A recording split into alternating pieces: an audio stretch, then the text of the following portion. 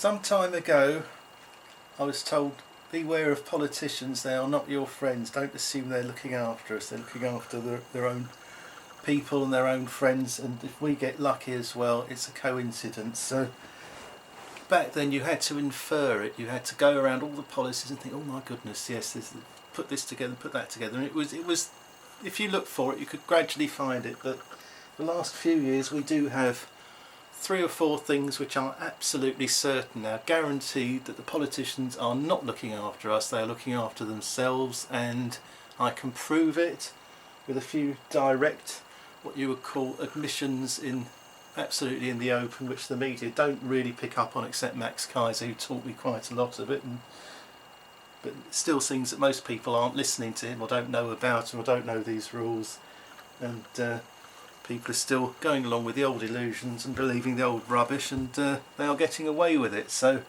basically we have a few absolutely direct situations which mean we are losing a huge amount, and I will tell you how and why. We have 2 things. We've got the low interest rates, which people all assume are a good thing because you don't have to borrow so much and pay back so much, so that's good, isn't it? And high house prices, which are directly connected with the low interest rates, because the lower the interest rates the higher the house prices, because people have more to spend on the house price rather than the interest, so they get the same amount out of them whichever way you look.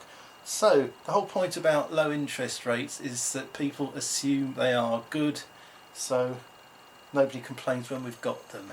But the actual fact is that 2/3 of people to 3/4 of people lose on lower interest rates than they gain, and there is actually, according to Max Kaiser, a market interest rate. These are something which is not reactive, where we have to react to a situation in the economy and deal with it. They are proactive, i.e.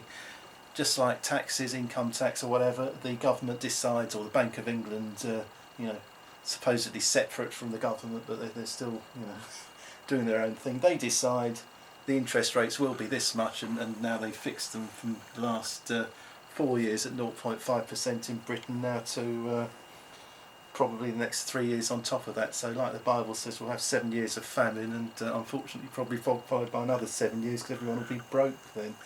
Anyway, so I will now break the 2 illusions of high house prices and low interest rates being a good thing, because it's because of cack like this and people believing cack like this that we've got them now, and we will carry on until people realise they're a bad thing and vote out the buggers that are deliberately creating this situation.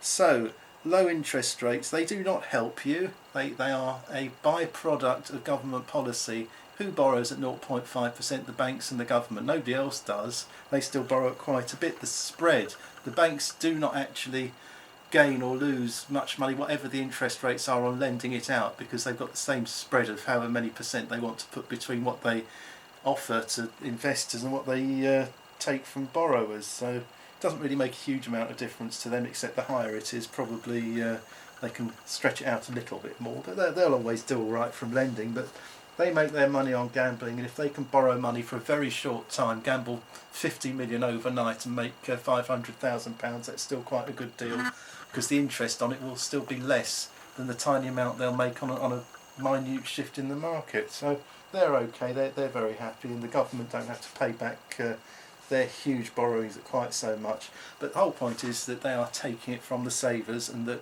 at any time in situation in the present, there are 2/3 to 3/4 of the people are net savers. So there is far more money being lost to the savers by low interest rate. That includes everybody with a pension, so that's a hell of a lot of people.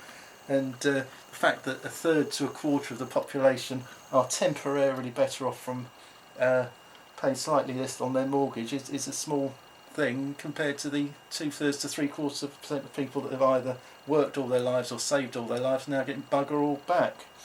So low interest rates do not help anyone. They also push up house prices. People say, oh wonderful, my house is worth so much. They were celebrating on the radio the other day because house prices were going up. So I said, well, would you celebrate? Because I rang up the presenter who was talking all this bollocks, and I said, would you celebrate if your price of cars went up, or energy went up, or fuel went up? Of course not. What's the difference with a house? You pay more for a house than anything else in your entire life, and you'll be paying for it for around 25 years. What's to celebrate when the price goes up? He said, oh well, I didn't have much money, so nowhere to invest because the interest rates were low, so I put it in property. He had £200,000. Now, you know, how many people have £200,000 there to put into anything, and would they want to risk it in property? Because you don't actually make much money in property short term unless you rent it, and that's damn hard work. So otherwise, if you're going to just put it there and, you know, you still have to maintain it without tenants and leave it empty, it's ridiculous. So it's not an easy way out, putting it in property.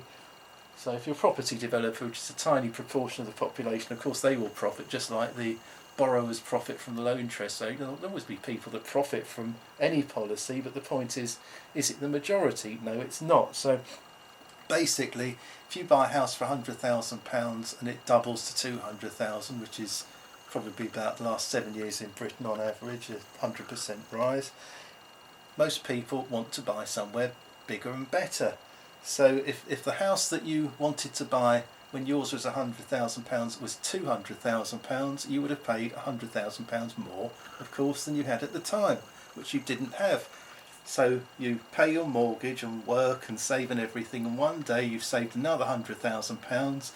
Your place is worth £200,000, and you want to buy something which was £200,000. You still haven't got enough because the one that you want has doubled as well. So that's £400,000. So you're still £100,000 short. You will never catch up because the gap, as you're going up the ladder, will grow and grow, and the more you want to improve, the more you'll have to pay whatever your house is worth.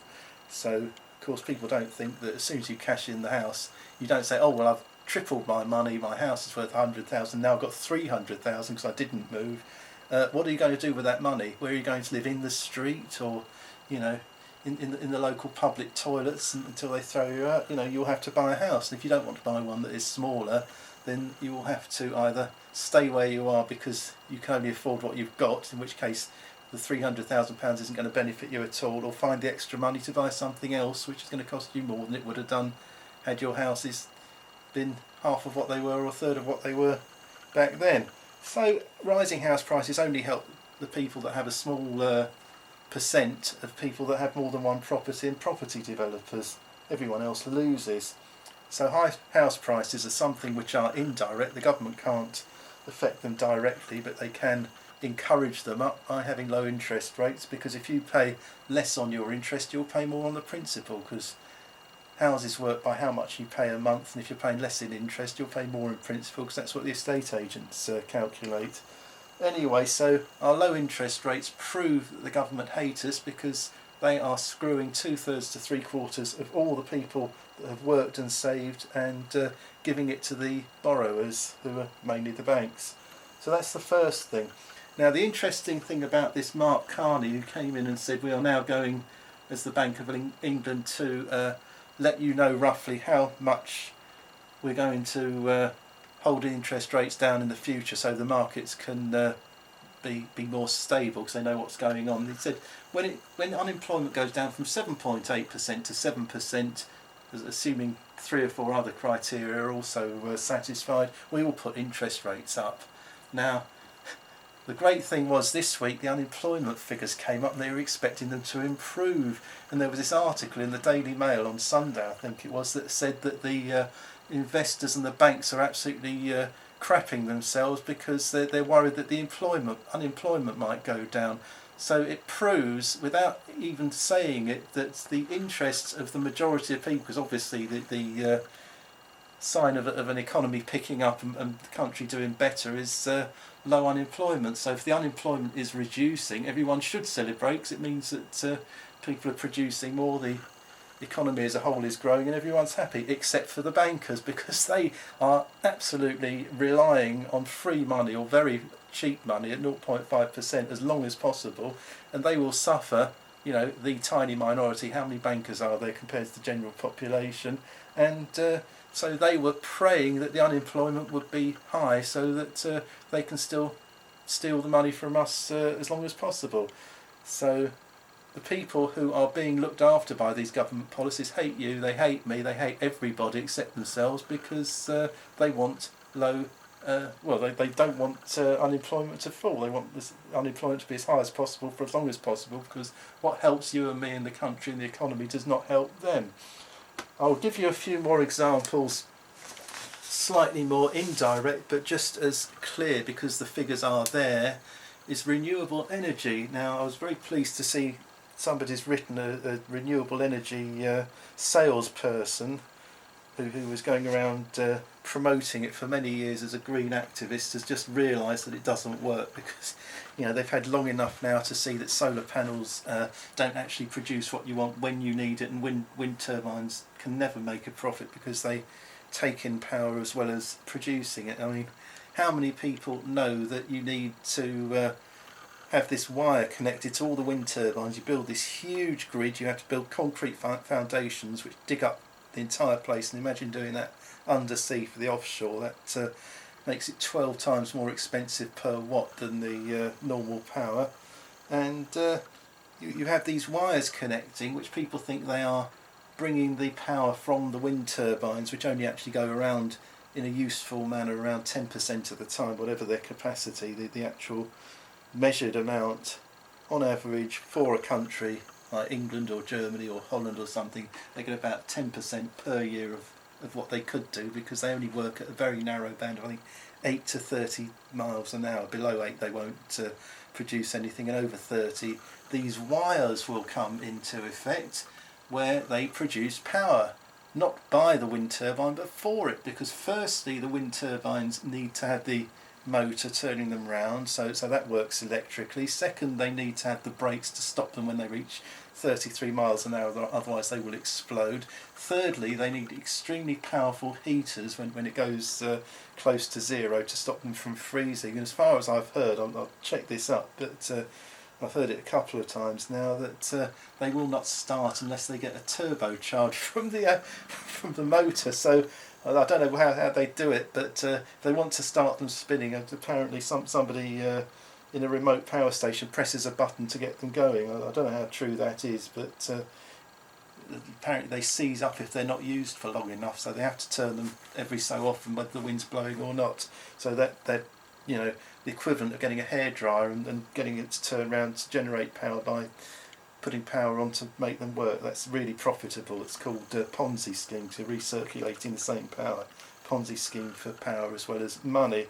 So basically they take all this stuff, and then of course in the real world, because the wind power only works occasionally and totally at random, unlike the sun where at least you know when the daylight is, even though the clouds block out most of it and you get very little when it's cloudy and slightly more when it isn't, but at least you'll be able to get a certain rough amount at a certain time, and you can plan accordingly from solar. The wind is random, so half the power maybe that comes out of the wind turbines comes when you don't need it, so it's wasted, or they'll turn them off and pay them to do it.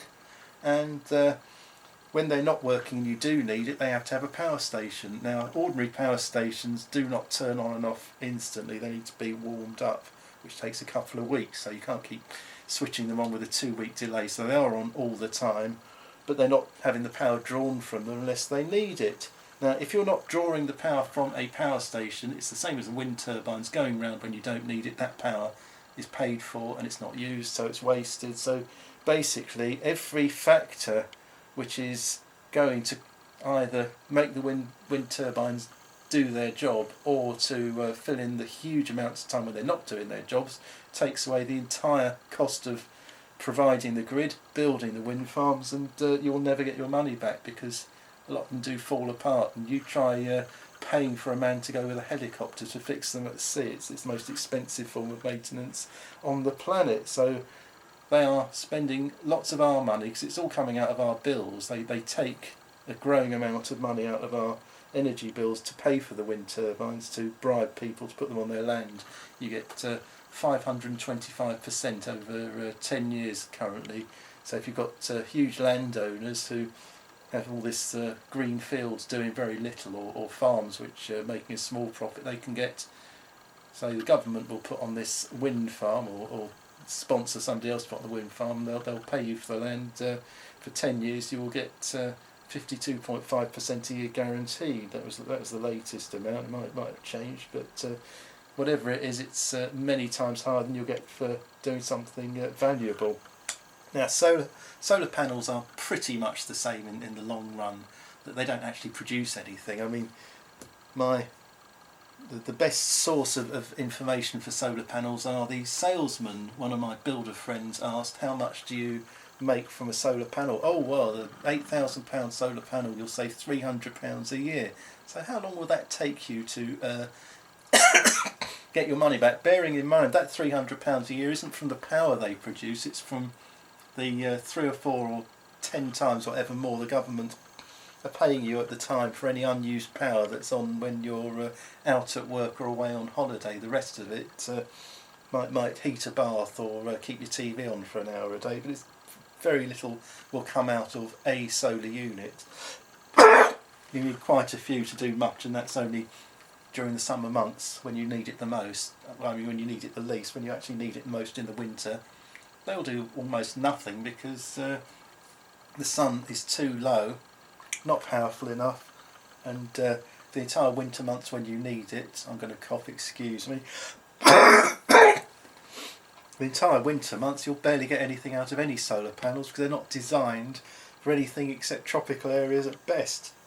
Now, currently you are not converting a huge amount of power from the sun. They are expecting possibly to double that, so double that much is that much. You know, it's still not enough to satisfy a woman if you were thinking of the equivalent with a male organ, but double bugger all will still be bugger all. So the solar panels capacity is pretty much either half useless or completely useless, and the sunlight, if you go into space, you'll get all these satellites going around powered by solar panel. People look up at them. Isn't it wonderful? They're not using any batteries, not using any fossil fuel or anything, and not producing any exhaust. They're outside the Earth's atmosphere. Do you know how much the atmosphere reduces the sun? 25 times. By the time the sun has gone from the top of our atmosphere down to us on our roofs, it's 25 times less powerful, so diffuse that it would need to be focused with a lens which would burn anything with the heat when the sun's out. Siemens have now pulled out of it after one of their top directors, this is all anecdotal because nobody would be allowed to report it officially, but trust me, they know it because they've been in and been out. They were resisting solar power for many years because they knew it didn't work, because if anyone knows what solar power does, it's an engineer. Eventually they said that the government incentives were so high they had to go into it, but went in at a time when so many other people had already been in it, the market was saturated, and now they've gone out of it. But they knew, and others will fall. We've had Solindra, we've had companies all over the world going broke from solar power, and eventually all the people that bought the things will go broke as well, because they're still going to have their usual bills, and the subsidies can't last forever, because if you keep subsidising things that don't work, you'll end up milking your cow dry, and there won't be any money left to pay the subsidies. So basically, wind and solar are another indirect example which you can still infer from that the government aren't looking after us, because they're throwing away all our money on those. We don't get anything back. Biofuel is even worse. I'll tell you why that is worse, because most of it comes from corn and palm oil. Now, of course, the corn price has shot up over the last few years because you need it in food. It's one of the biggest foodstuffs for the third world and the poor people, because it's cheap and it fills you up and it's quite healthy. So if you're burning a certain percentage of the corn, because it takes up huge areas to grow, so they're either having to clear rainforests or villages in the third world, which is being done by World Wildlife Fund and local militia, clearing villages for these projects, and the farmers are going broke because they've got nothing left of their own to sell, and they've got nothing to eat. So they're clearing people off their land to build these huge monocultures. Instead of all the local stuff, they're doing the palm oil or the corn, and then they're burning it in biofuel, and it costs many times more than ordinary fuel, and you'll never be able to produce enough. Same goes for wood chips, which Britain's power stations are now burning instead of coal for a certain percentage under the same laws that Americans had to have ethanol biofuel in their petrol. So we're getting wood chips, which of course we don't have many woods in Britain anymore, so it's all coming using presumably fossil fuel, which doesn't worry me. It worries the people that are involved in the renewables, presumably, because they're using renewables instead. So they're importing wood chips from America, which is 5,000 miles or so away from Britain, on a regular basis. And of course you can only use wood chips while there are enough trees standing to burn. So of course if you were going to go, for instance, entirely to replace your coal with wood chips, it wouldn't take long before the wood ran out and you'd have to wait a few years to grow a new crop. So that's a total waste of time. That's 3 times the price for wood chips than coal anyway, so economically it makes no sense. So basically we've got 3 areas. House prices being high is an illusion because it helps no one except people that are in the house selling business, buying and selling houses as a business, and they still have to live in one, and that's still going to cost them more if they move. And the low interest rates only help a third to a quarter of everybody, and everyone else loses. And solar panels, wood chips, biofuel and wind turbines basically are like burning the money, because you might as well burn the money. You'll get as much power or heat out of that than you will from any of the things that you're doing with these resources. And the chemicals in solar panels and wind turbines that they're using in that are toxic and can't be recycled either, so that's a nice byproduct of producing all these objects. And you can't recycle wind turbines from what I remember, and so certainly not solar panels, so they're full of all sorts of nasty toxic waste. And what do you do with them afterwards? And as for electric cars, that's another story, but all I can say is that if you're lucky enough to run out near a charge point, what do you do for the 5 or 6 hours on average it takes to charge it? And if you do run out half a mile, say, from a charge point, you can't get a bottle like you can with the petrol to fill up your car. But at least the difference with electric cars is they are market driven. If people are stupid enough to buy something, they know it's going to break down sooner or later and they'll need to get a tow truck. And then after about 3 or 4 years your batteries run out, and a new battery will cost about £6,000 or £7,000. Anything you save in petrol will be saved for a new battery fund, so you can forget that. As I say, that's a separate issue, because electric cars are almost market driven and rely on the stupidity of people who don't understand their obvious shortcomings. But the government, by deliberately enforcing and allowing, because of course the Bank of England was made independent by Gordon Brown, who said, right, you're going to be independent now, so they gave them the pound. Of course they can take it back, so they are quite happily saying, oh no, we'll have low interest rates now to at least 2016, and the city will celebrate if unemployment keeps staying high, because it'll keep them rich.